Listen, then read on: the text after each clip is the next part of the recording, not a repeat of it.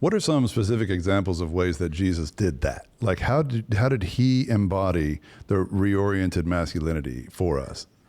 Well, I think the obvious answer is just coming down to earth at all. Like he could have just, not sacrificed at all. He could have just been like, yeah, I'm comfortable. I am good in my glory and in heaven and, with my authority. And so him coming at all is a huge, huge show of like, oh, he put others above himself to the point of even literally like him taking all the hits. That's really essentially what he did. Is like, I'll take hits for other people so that they might be saved. And to the literal point of death at the end of the finish line of his story. So I would say that's a very obvious one. As men, do you sacrifice yourself in a rhythmic, consistent way of putting others above yourself to the point where you take hits? Like you're supposed to absorb hits for other people. I do think that is a huge part of what it means to be a man. And that can look different ways. That can be different.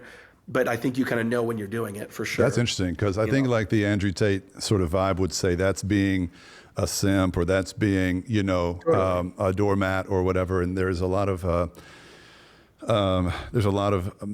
masculinity advocates out there saying that being a real man is never taking a hit. It's giving the hits. And fighting back and all these things. And to me, like, well, what's harder, by the way? It's like, it's harder. The easiest thing is to fight back. So to me, that actually feels like low bar of excellence. The hardest thing is to take a hit for a bigger vision or for a particular purpose, when people are yelling at you, screaming at you, whatever. I'm thinking specifically of the life of Jesus. But is that the same thing as being, a coward or a doormat? Like, what's the difference there? I don't think so, because it's controlled power, and I think that's one of the definitions I believe in of humility in the Greek as well. Is it's kind of like this same. It's very close to the picture they have of like a sword keeps staying in its sheath, and I find that's a good interesting image it's like that the sword is still a weapon that can kill, but the power of humility is actually keeping it in there. So I think a coward would be like one who like doesn't have a sword, or or doesn't have the power. That is being restrained. But I think restraining power, when it is for a good reason to be restrained, seems to me like actually the ultimate, most difficult thing to do. Yeah. Better to be a warrior in a garden than a gardener in a war? Yeah, exactly. Yeah, I've heard that. That's great. So other examples of Jesus's masculinity, I mean, I've heard you talk about Jesus knew when to cry and when to turn tables. Yeah, I mean, he's a full-rounded, emotionally healthy being, which is enormously huge, right? Like he can literally call down legions of an army of angels. He can insanely powerfully heal people. He can cry, he can pray. So he's like, the best way to put it is he's literally a full-rounded, emotionally healthy being. Most men aren't. Most men know how to be angry, they don't know how to cry, or most men are too overly sensitive and have never actually stepped out on the battlefield. And so like that's a very easy way to understand that Jesus is the most well-rounded, emotionally healthy being that's ever existed. And when you study him, then I think you really realize that. Yeah. Beautiful, man. I love it. And I think it's clear and compelling. So thank you for sharing that with me and our listeners. Now, what we have in the church today, I think, is sort of, I don't know, it's not that different from the crisis of masculinity I see in the world. Yeah. I don't know what your perspective of it is, but so much of church is pretty, I don't know, it seems pretty hyper-feminized. And yet you also have some branches of Christianity that are just kind of like Andrew Tate light, totally. With a cross up front. Yeah. And you also have a lot of pastors that are falling, right? And that's got to be having an effect on young men and boys and sort of muddying the waters even more. Don't you think? Yeah, no, I totally agree. I think that what it really shows is we don't really care or value spiritual formation, like deep spiritual formation. We care about the stages, we care about numbers, we care about charisma, but we really don't care and where the rubber meets the road, which is like deep, genuine spiritual formation, which is like people actually following Jesus in a deep, rhythmic, consistent way with deep, rich, consistent spiritual practices that continually allow the dial of sin to go down and the dial of like virtue to go up. And I think that's just basically what's clear as day with people falling and stuff like that. Is we're showing that we're not people of spiritual formation anymore. How would the church in America look different today, especially in terms of men and male participation, if we valued the things you're talking about? Well, I think there would still be falling because we're a sinful world, of course. And there's still mistakes and there's sin and there's lust and there's the flesh and all those things.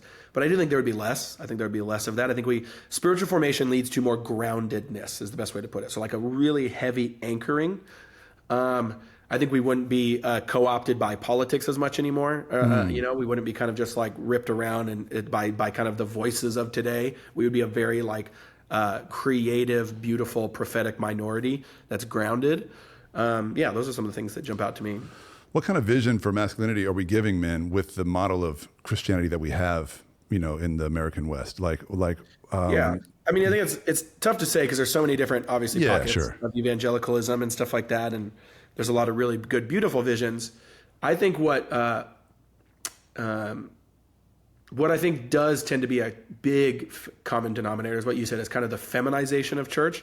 Now, to be fair, that happened. It's like, is that the chicken or the egg thing? And so I have to totally acknowledge that. And I think some people don't acknowledge that, which bothers me of like, is it more women go to church? So of course they're going to then like shape that place in their own image. Sure. Okay. Now is that the reason why men aren't coming to church, or is it like the chicken or the egg thing of men aren't coming to church? You know what I mean? So it's like, which one? Or did men just abdicate? Yeah. And I think there's a little bit of both. And so I think it's just, it's always healthy to just have both sides say, oh, what have we done wrong here? What can we assess? And so I think men realizing that they've probably abdicated a lot of spiritual leadership to their counterparts, whether it's their wives, sisters, females, that should be there, by the way. Women lead just as well and amazingly, but they've completely just, made theirs zero. Men, I think a lot of men, and be like, oh, that's the wife's domain, the female's domain. When it's like, no, it's both. We're created to co-labor and co-create, and in the garden, and two counterparts of each other that are not the same, but meant to reign and rule. And so I think that's really important.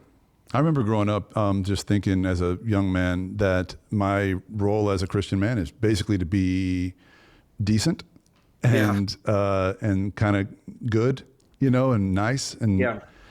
And I sense you and John in your book really calling men to be more, really Jesus calling us to be more, and you're just sort of making that call on Christ's behalf. But what is that more? What else are we being called into as men?